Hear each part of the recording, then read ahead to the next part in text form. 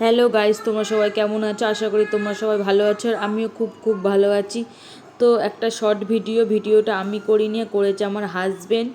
শুধু রেকর্ডিংটা আমি করেছি। এখানে উল্টো পাল্টা কথা বলছিলাম বলে ওকে এমনি ভয়েস রেকর্ডগুলো সবকে ডিলিট করে দিয়েছি। তো এইভাবে আমি তোমাদের সাথে কথা বলছি। আমার হাজবেন্ড এত মানে বদমাইশ, কি বলবো, বদমাইশ বলতে কি এমনি খুবই ভালো। ও অনেক রাত করে বাড়ি এসছে শীতের সময়, তখন প্রায় 12:30 পৌনে 1টার সময় ও বাড়ি এসছে। তোমরাই বলো, এত রাত্রিবেলায় কার ভালো লাগে এইভাবে? তো আমার আর ভালো লাগছিল না, আমি ওই জন্য ওর ওপরে খুব রেগে গেছি।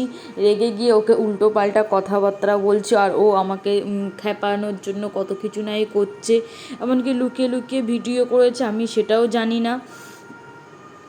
তো ওকে কোনো রকমে রেগে মেগে যা হোক করে খেতে মেতে দিয়েছি। তো তোমরাই বলো কার ভালো লাগে? আমি এখানে একটা বলছিলাম, মনে হয় ওকে সব রকম রেকর্ডিং করেছে। তো শীতের সময় সবে ঘুমটা এসছে, তার মধ্যে ও গিয়ে তার ঘুমের 12টা বাজিয়ে দিয়েছে। কার ভালো লাগে বলো?